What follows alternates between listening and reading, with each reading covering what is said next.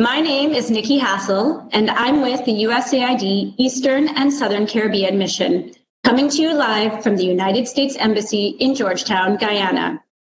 It's my pleasure to welcome you to the opening ceremony of USAID Eastern and Southern Caribbean's Climate Change Symposium. Thank you to all of you, our virtual audience, joining us from across the region and beyond. We are so pleased to have you with us this morning. This symposium comes against the backdrop of the United States demonstrating its renewed commitment to tackling the climate crisis. In the Caribbean, of course, we know that the need for climate action is urgent. The USAID Eastern and Southern Caribbean Mission recognizes the importance of strong partnerships for regional climate action. In response, we have organized this symposium, joining forces with our partners across the region to not only share information and best practices, but also to identify the challenges so that we can identify the solutions together. Today is the first of 8 webinars we're hosting between now and June 30th. Over the next 3 weeks, you'll hear from a variety of people working to address the climate crisis, including climate scientists, youth activists, and policymakers. And we hope to hear from many of you in the audience through active participation. Today's opening session will frame our discussions for the rest of the symposium. It will reinforce our ongoing partnerships with leading regional agencies to tackle the climate crisis through the signing of a memorandum of understanding.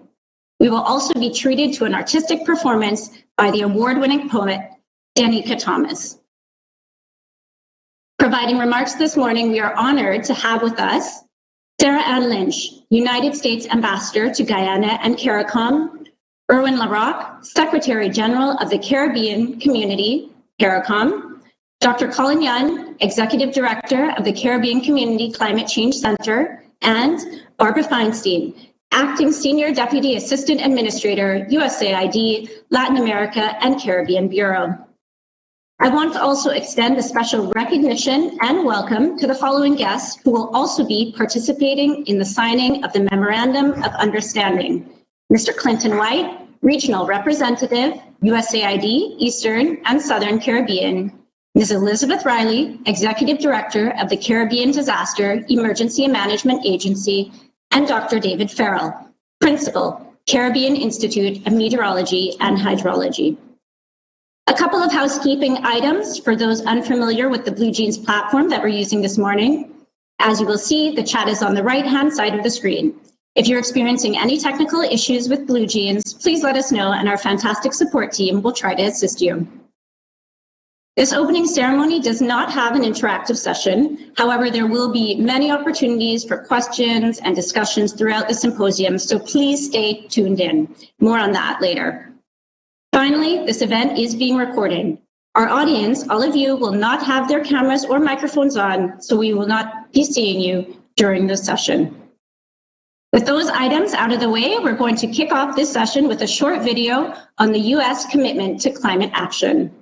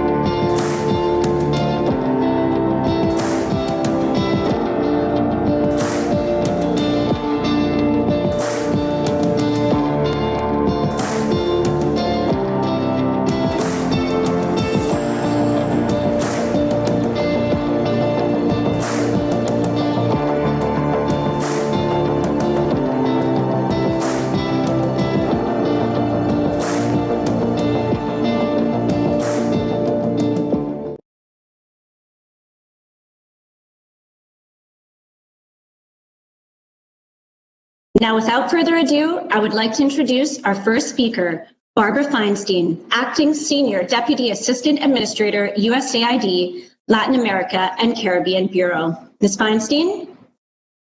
Thank you very much, Nikki, and good morning, everyone. Ambassador Sarah Ann Lynch, U.S. Ambassador to Guyana and to CARICOM, Ambassador Erwin Larocque, Secretary General, CARICOM Secretariat, Dr. Colin Young, Executive Director, Caribbean Community Climate Change Center, Clinton White, USAID Regional Representative for the Eastern and Southern Caribbean, distinguished guests, members of the media, ladies and gentlemen, good morning. I'm delighted to join you as we collectively kick off the opening ceremony for USAID's inaugural Caribbean Climate Symposium. The Biden-Harris administration has made addressing climate change one of its top priorities. Why? Because we understand the dire and existential consequences of climate change if left unaddressed. As leaders and representatives of small island nations, you know only too well the impact of temperature shifts on rising sea levels, the decline of coral reefs and fisheries, coastal erosion, and habitat loss. We recall the back-to-back devastation of Hurricanes Maria and Irma, which soared to Category 5 strength, the top of the Saffir-Simpson scale of hurricane intensity, within 2 short weeks of each other, making 2017 only the second season on record with 2 hurricanes that hit at Category 5 strength. Maria brought catastrophic devastation to the entire island of Dominica, destroying homes and infrastructure beyond repair and practically eradicating the island's lush vegetation. Hurricane Maria tore through Barbuda and went on to devastate the U.S. territory of Puerto Rico, causing damage from which both islands are still recovering. This is one of many examples highlighting that the United States and the Caribbean are neighbors that share similar risks and impacts from climate-induced disasters. And through our long history of collaboration to address shared challenges, we are not only neighbors, we are also partners and allies. And this symposium is further proof of that.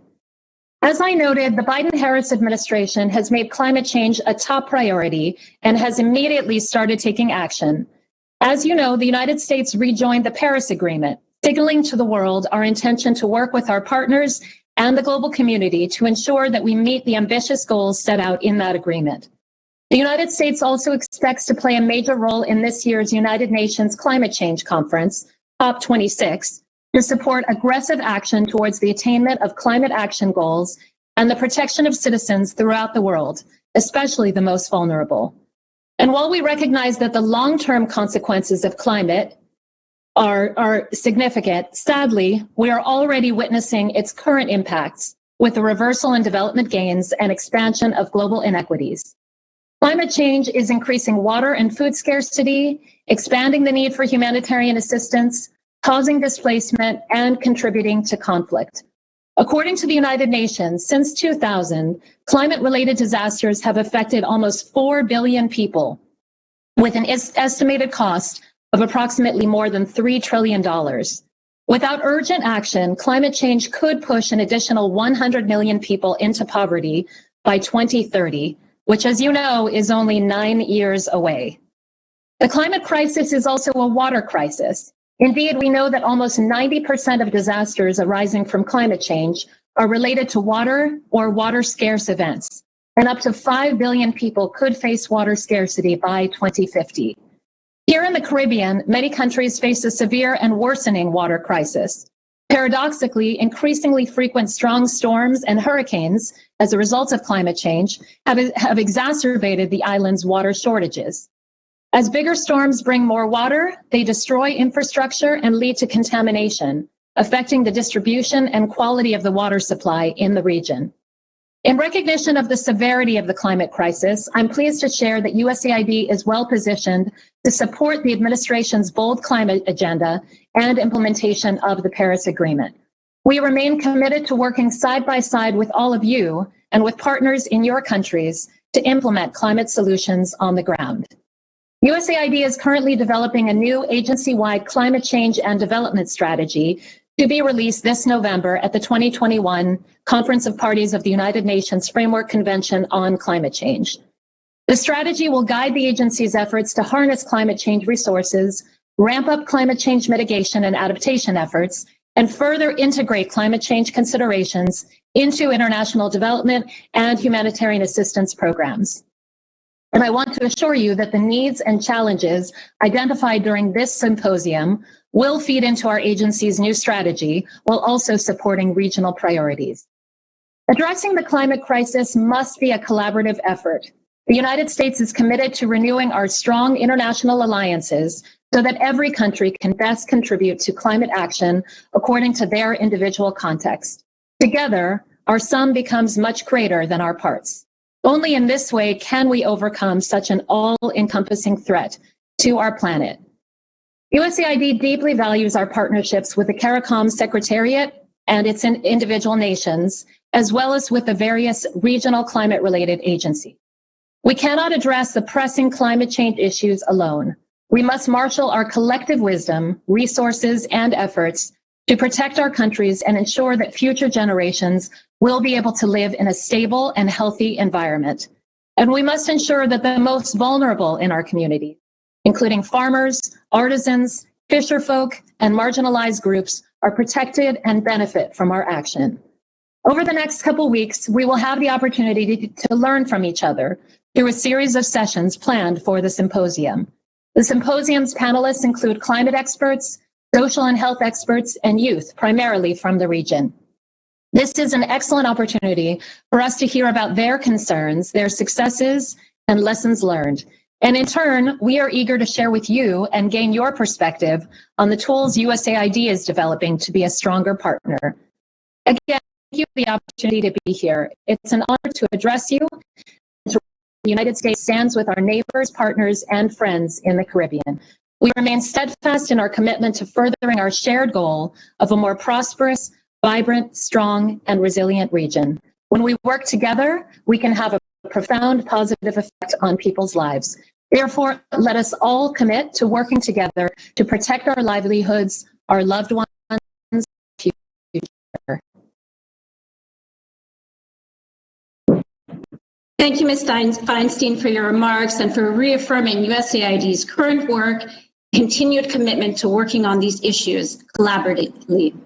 We look forward to the development of USAID's new climate strategy and trust that the events over the coming weeks can support this very important initiative.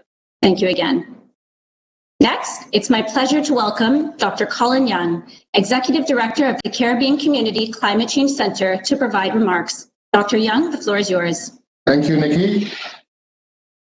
Barbara Feinstein, the USAID Bureau of Latin America and the Caribbean, Ambassador Erwin LaRocque, Secretary General of the CARICOM Secretariat, Ambassador Sarah Ann Lynch, U.S. Ambassador to Guyana and CARICOM, Mr. Clinton White and USAID colleagues, colleague heads of CARICOM institutions, ladies and gentlemen, a pleasant good morning.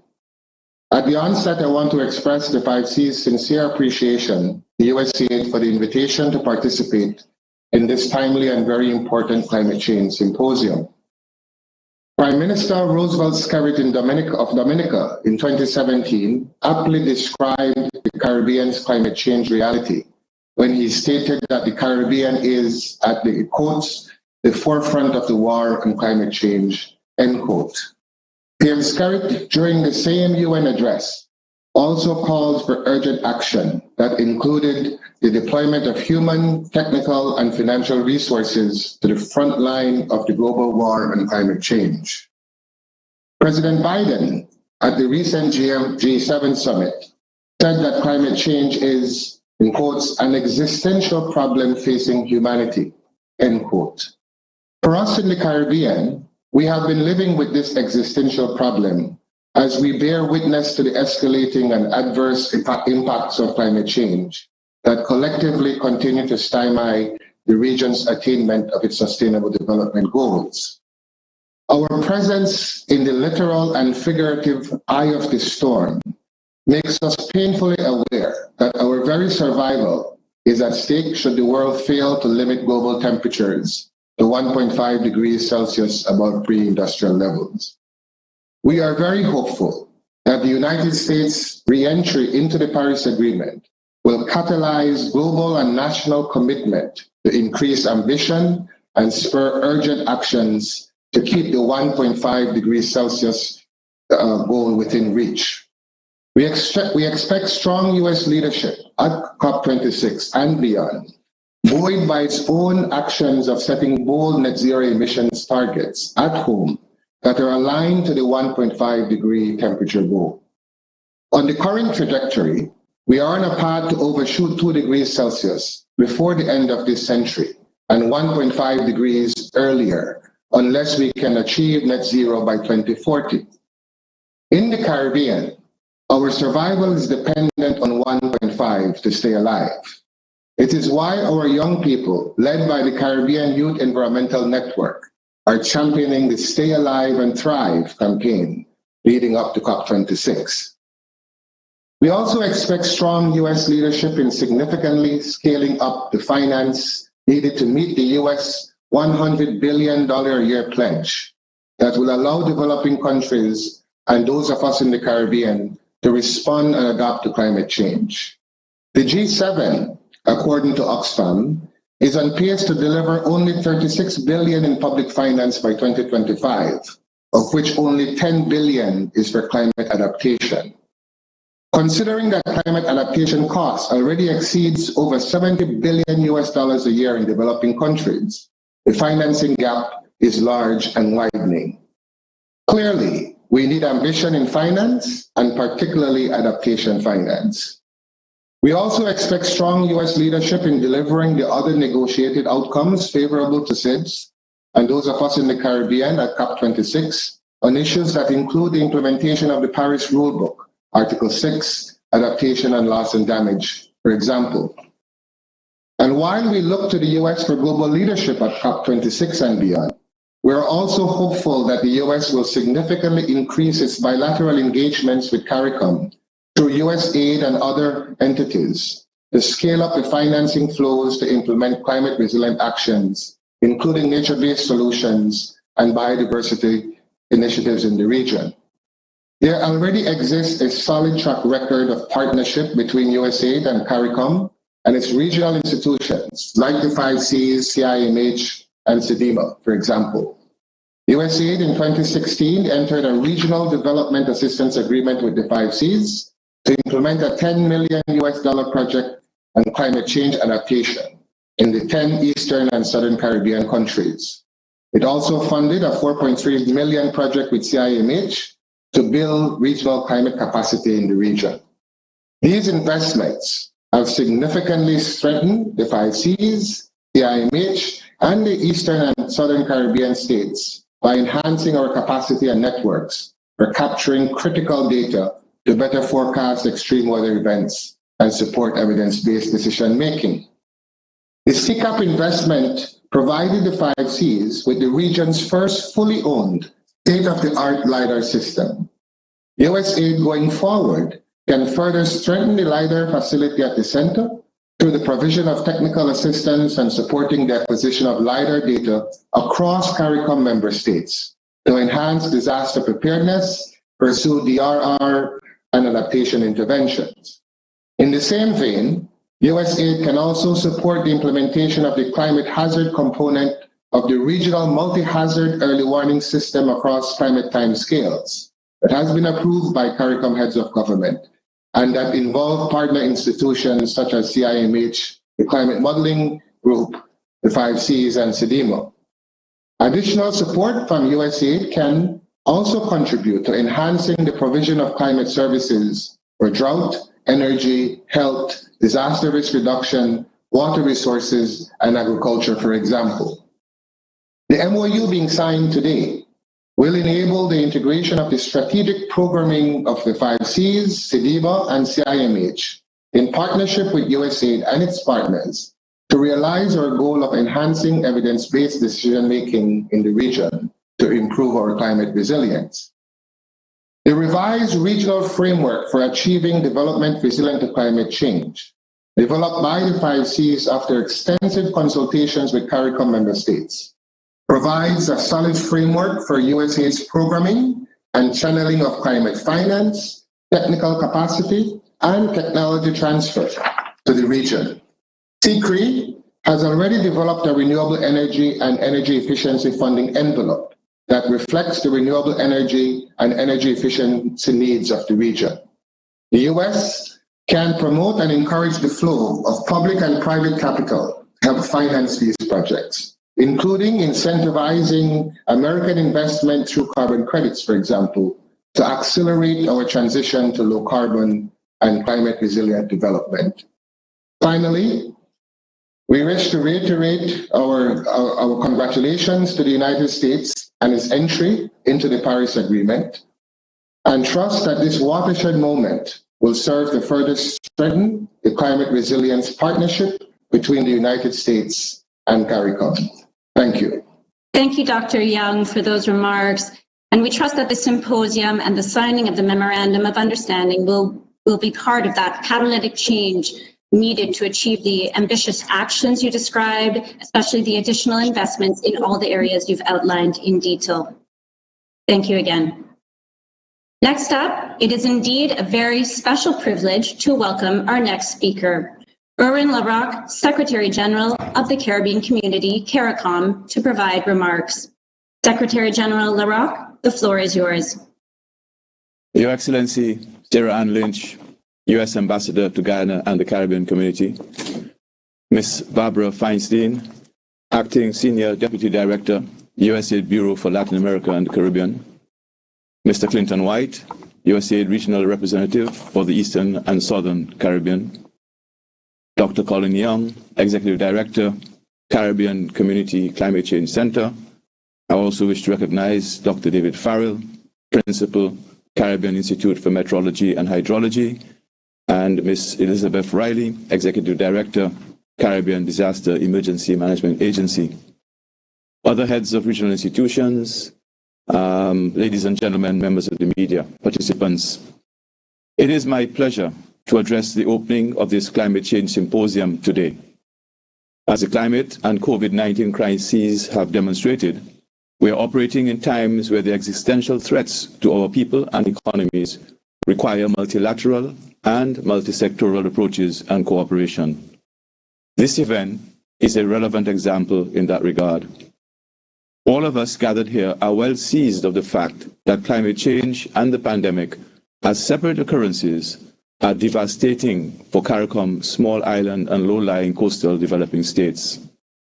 That double threat, compounded by the recent eruption of La Soufrière volcano in St. Vincent and the Grenadines, has stretched our limited human and financial resources. This has been further exacerbated by the extreme weather that we're currently experiencing and that has caused extensive and destructive flooding in Guyana and Suriname. We also have to contend with a regular influx of sargassum seaweed to our coastlines. Our regional disaster response mechanism has been called into action all year round with little or no respite before what is expected to be another very active hurricane season. It underlines the need for us to strengthen our resolve to advance a green, resilient recovery post-COVID-19, which incorporates plans for a climate-resilient, low-emission regional economy that generates sustainable jobs for our people.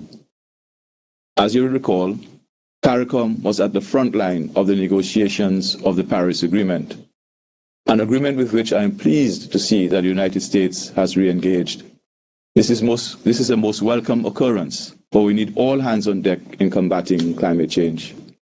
We have continued to lead by example, despite our low levels of greenhouse gas emissions. We have assessed and prioritized sectors for targeted intervention, not only to mitigate our emissions, but more importantly, to scale up adaptation strategies. These are necessary to confront the impacts of climate change that are already affecting us. This has been done at the regional level based on the ambition of our member states as they revised and submitted their nationally determined contributions. Adaptation and resilience remain a priority for us, given the levels of impact during the past 10 years. In that time, the Caribbean has been affected by 40 tropical cyclones, of which 12 attained hurricane strength. 8 were classified as major hurricanes, which resulted in loss of life and property, flooding, landslides, damage to infrastructure and housing, and dislocation. 6 Caribbean states are ranked in the top 10 most disaster-prone countries in the world, and all are in the top 50. Disasters cost the region at least 2% of its gross domestic product every year. In addition, several of our economic sectors continue to remain under threat from slow onset climate impacts. Declining rainfall and saltwater intrusion due to sea level rise compromise the region's water resources, requiring significant investment to ensure a safe water supply. This, together with higher temperatures, pests, and more extreme events, are reducing agricultural yields in the Caribbean and causing more crop loss, impacting the region's food security. Sea level rise also causes many of our member states to experience beach erosion, flooding, intense coral bleaching episodes, and increased impacts of ocean and coastal acidification. Mangroves and seagrass meadows are also being degraded. The overall impact on coastal ecosystems results in damage to the fishing and tourism industries, key drivers of Caribbean economies, and again, food security. As it relates to mitigation, while the region's use of renewable energy has more than doubled in the past 10 years, it is far from optimal. Continued and accelerated transition to renewable energy for both economic and environmental reasons remain a priority for us. Added to this, the development of policies to make transport system more energy efficient, including improving access to e-mobility options, will require scaling up in the short to medium term. Our goal is to make the region climate resilient, but building resilience is very costly, in particular given the range of physical infrastructure that it involves. However, an IMF study found that for every dollar spent in building resilience, savings can be as much as $7 in damage and reconstruction costs after a disaster. That is why there is an urgent need for small, vulnerable states like ours, whether low, middle, or upper income, to have access to concessional development financing in order to achieve resilience prior to a disaster and not wait until after it strikes. It is therefore crucial that vulnerability be the main criterion in determining access to concessional development financing, which we urgently need in our quest for resilience. The region requires financing to address short, medium, and long-term responses to tackle climate change and recover from the global COVID-19 pandemic while continuing to build our resilience. This would help SIDS through increased liquidity, reduced debt levels, greater fiscal space, access to new financial instruments, and recovery packages that are compliant with the Paris Agreement. We also recognize that the generation of timely and accurate data remains a challenge for the development of environmental strategies and policies at the national, sub-regional, and regional levels. We have excellently performing regional institutions, such as the Caribbean Community Climate Change Center, the Caribbean Institute for Meteorology and Hydrology, the Caribbean Agriculture Research and Development Institute, the Caribbean Public Health Agency, the Caribbean Disaster Emergency Management Agency, as well as national governmental institutions, academic and research bodies, all collecting data and generating information. However, our weakness remains in scaling up the mechanisms needed to ensure that data generated are incorporated and used to advance climate resilience and adaptation. This would facilitate the submission of projects to the Green Climate Fund and Adaptation Fund. Having outlined many of the challenges facing our region as we deal with the impacts of climate change, I wish to highlight the fact that this region has benefited from a number of partnerships to confront these challenges. In this regard, USAID has been a committed and dedicated partner. As you just heard from the ED of the 5 Cs, we have but to look at the recent partnership climate change adaptation program between the USAID and the 5 Cs. The partnership was pivotal to enhancing the data capture architecture network in the Eastern and Southern Caribbean. The acquisition alone of the region's first own LiDAR instrument was unprecedented. This opened avenues for enhancing access to seascape and topographic data at a cost much lower than previously possible. Further, the CCAP's emphasis on capacity support within the 5 Cs for developing project proposals for submission to the GCF produced levels of funding that greatly exceeded expectations. Many countries are implementing readiness projects for building country programs or preparing for the implementation of full-size projects that are already in the pipeline for GCF consideration. USAID has also been a committed partner in the production of cutting-edge information on climate phenomena for the region via the Program for Building Regional Climate Capacity in the Caribbean. This is a 3-year project executed by the World Meteorological Organization and implemented by the CIMH. That program allowed the CIMH to meet the rigorous requirements to be recognized as a WMO Regional Climate Center. CIMH is now able to generate regional climate services and products, including long-range forecasts, early warning systems, and improved weather modeling capacity. This will help to influence decision-making to mitigate against climate change and fortify disaster risk management. Against this backdrop, it is indeed my pleasure to add my voice to this series of symposia. I am heartened to see a role for CARICOM youth ambassadors who are flag bearers for our regional integration movement and spokespersons on the youth vision for our community. Our youth ambassadors will be engaging meaningfully in activities in their home territory on the climate change and health nexus as a result of a partnership between CARICOM and the Pan American Health Organization, funded by the European Union.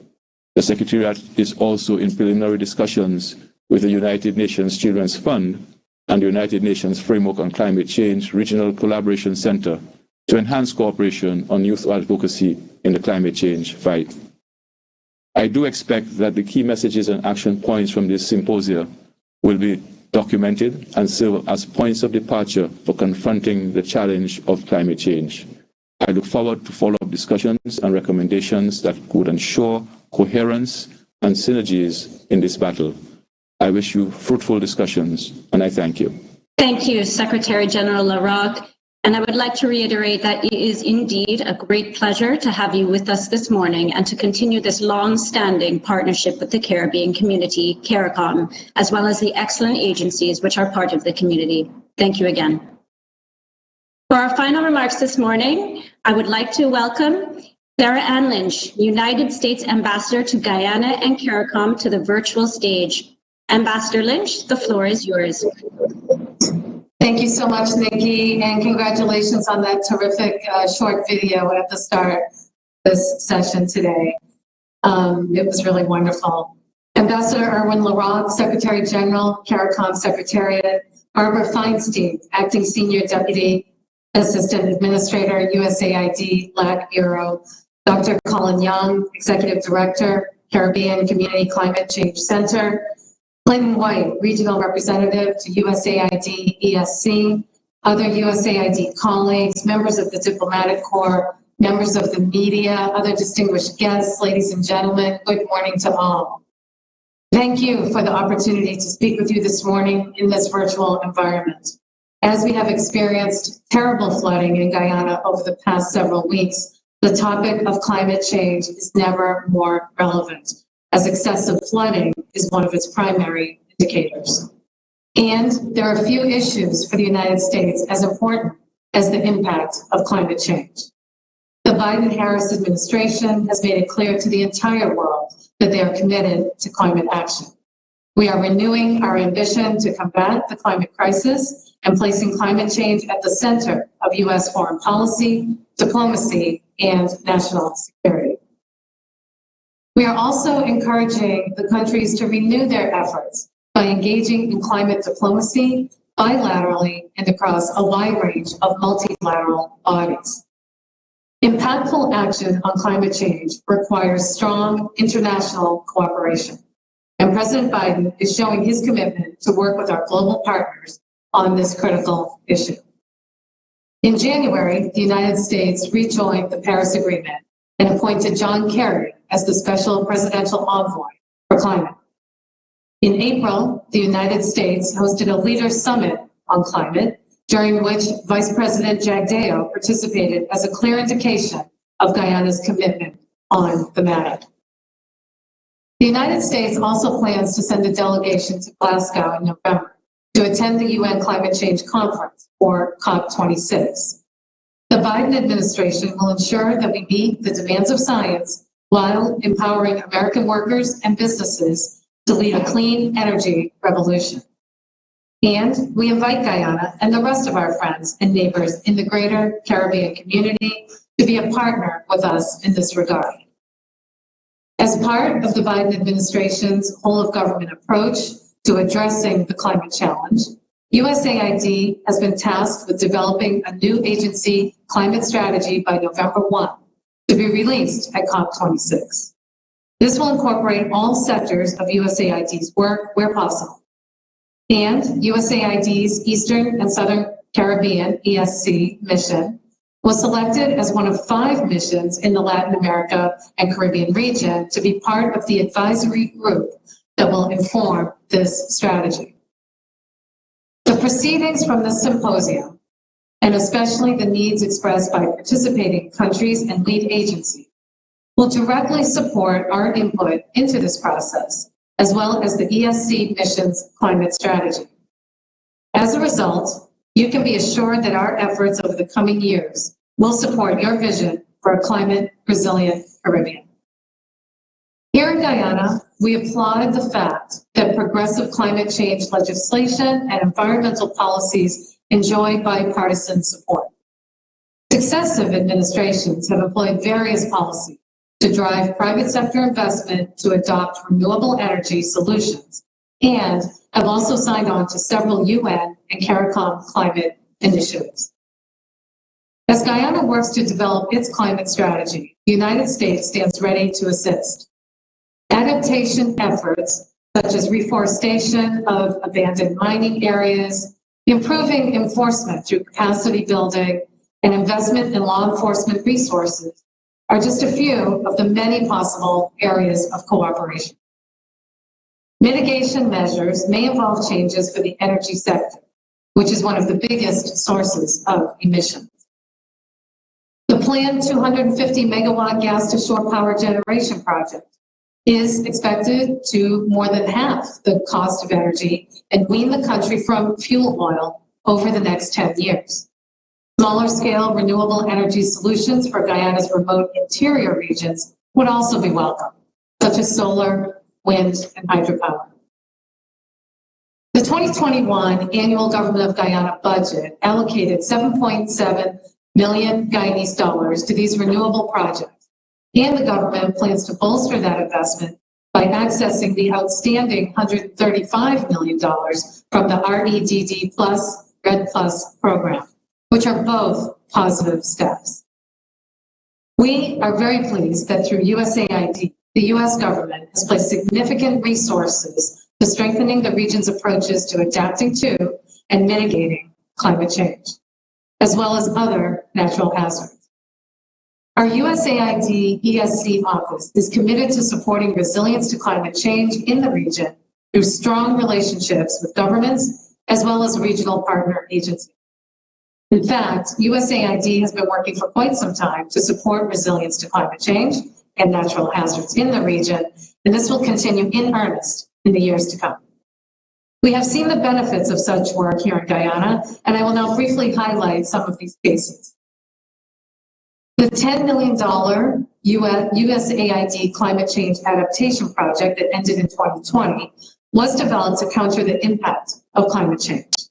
In 2019, I was part of a handover ceremony to the government of Guyana for 21 automatic weather stations and equipment used for data gathering and analysis of climate-related events. The data produced help make predictions about future weather events, which will be important for planning across all sectors.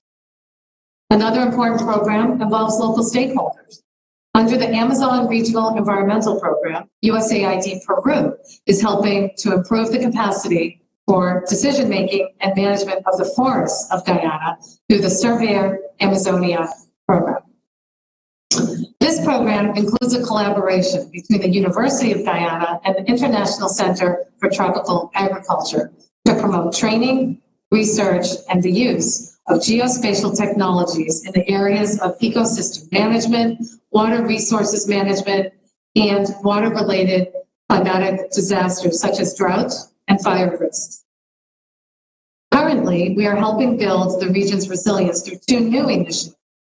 The first is the $4.5 million 3-year Caribbean Climate Resilience Initiative, CCRI, implemented by the Caribbean Disaster Emergency Management Agency that began in August of 2020.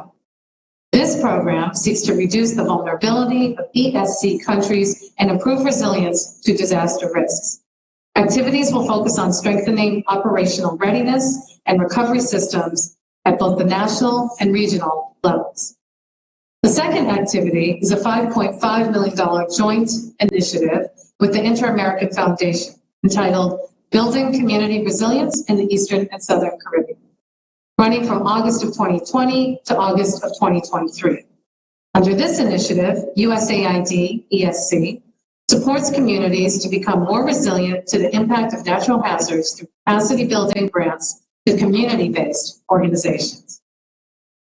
Ladies and gentlemen, we implement these programs in partnership with regional agencies working with governments and country systems to ensure ownership of programs implemented. Such work is developed through a framework agreement between USAID and the CARICOM Secretariat. This partnership with CARICOM has been renewed several times through an unbroken relationship over the past 20 years.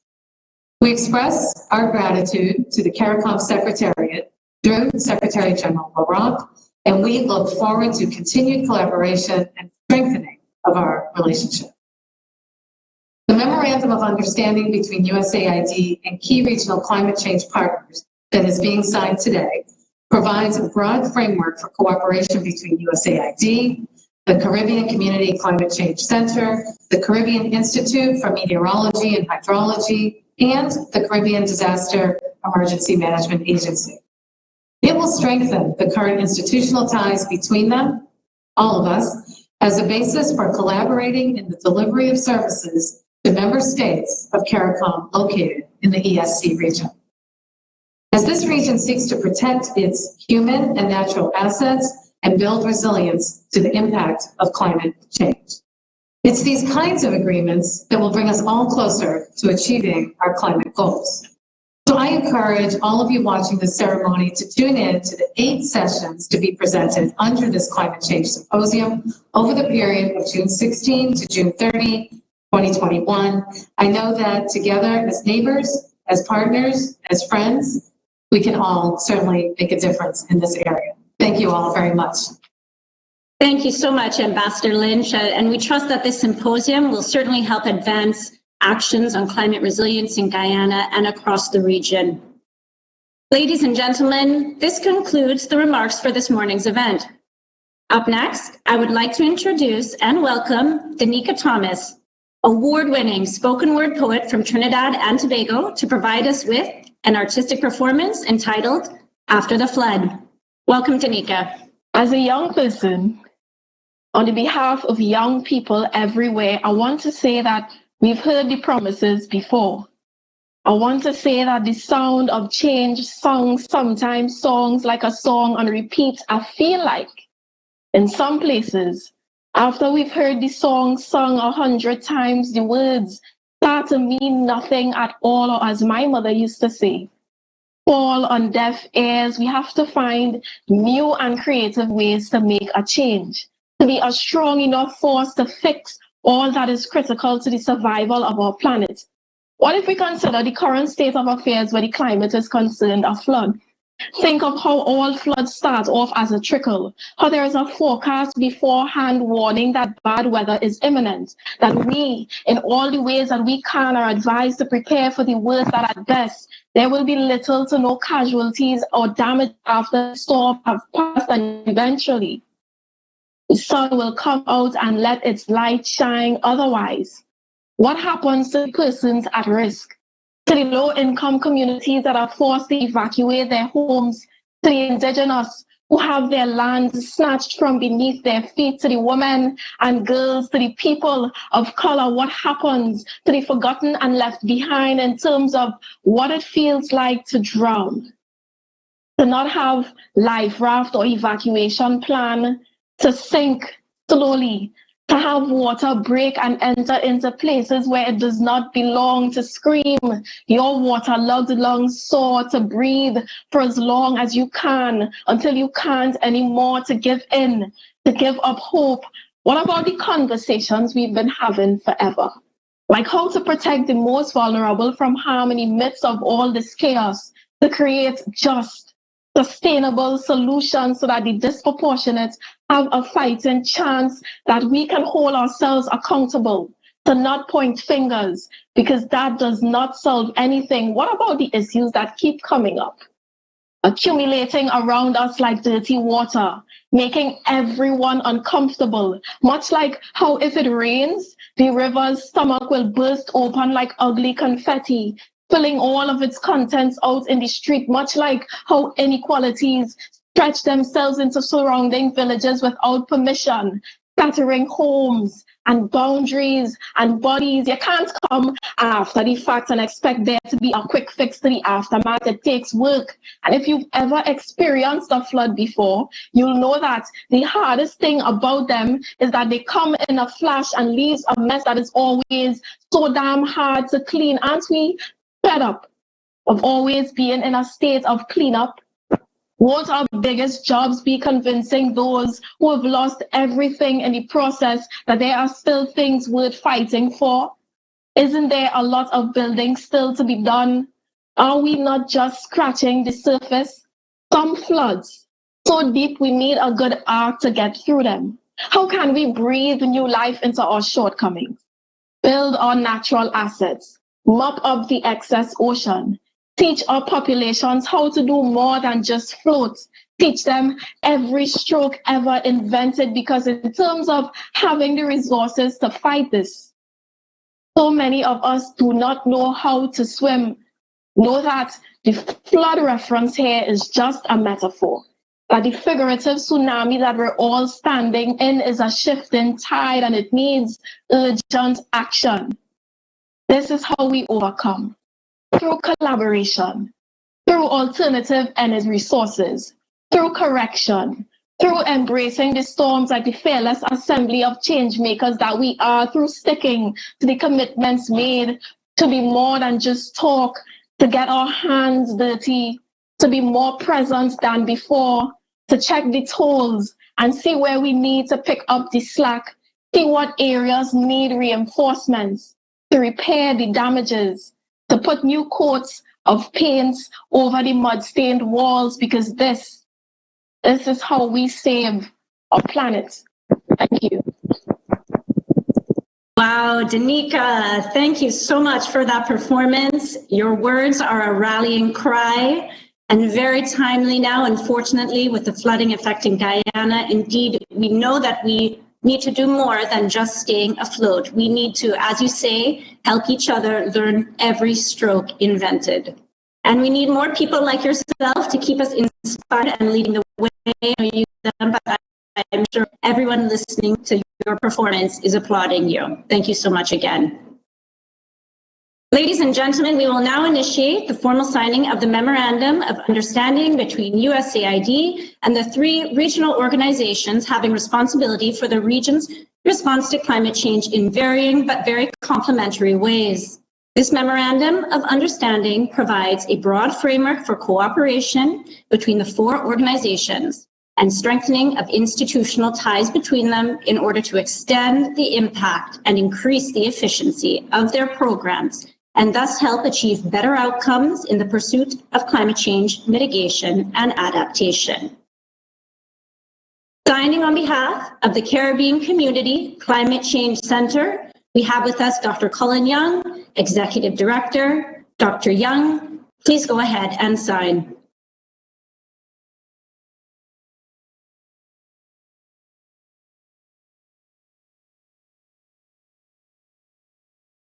Thank you, Dr. Young. Thank you very much. Signing on behalf of the Caribbean Institute for Meteorology and Hydrology, represented by Dr. David Farrell, Principal. Dr. Farrell, please go ahead and add your signature, sir.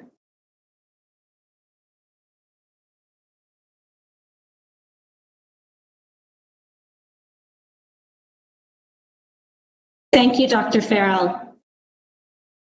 Signing on behalf of the Caribbean Disaster Emergency Management Agency, Ms. Elizabeth Riley, Executive Director. Ms. Riley, please go ahead and sign.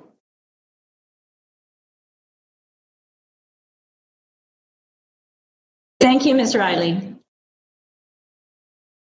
Signing on behalf of USAID Eastern and Southern Caribbean Mission, our esteemed Mr. Clinton White, Regional Representative.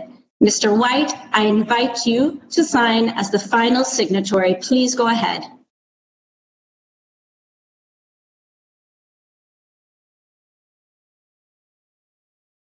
Thank you, sir.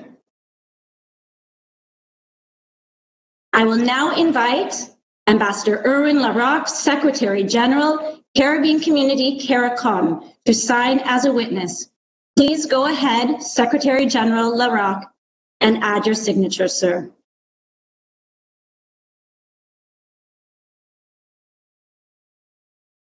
Thank you very much, Secretary General. And finally, I would like to invite Sarah Ann Lynch, United States Ambassador to Guyana and CARICOM, to sign as a witness. Ambassador Lynch, please go ahead and add your signature.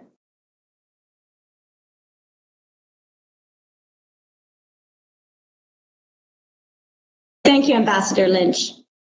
And so we would be very remiss without taking this moment to capture you all in a photo. We will now bring all of our signatories and witnesses onto the virtual stage. Ladies and gentlemen, please hold up your signature page so that we can take a photo to mark this occasion.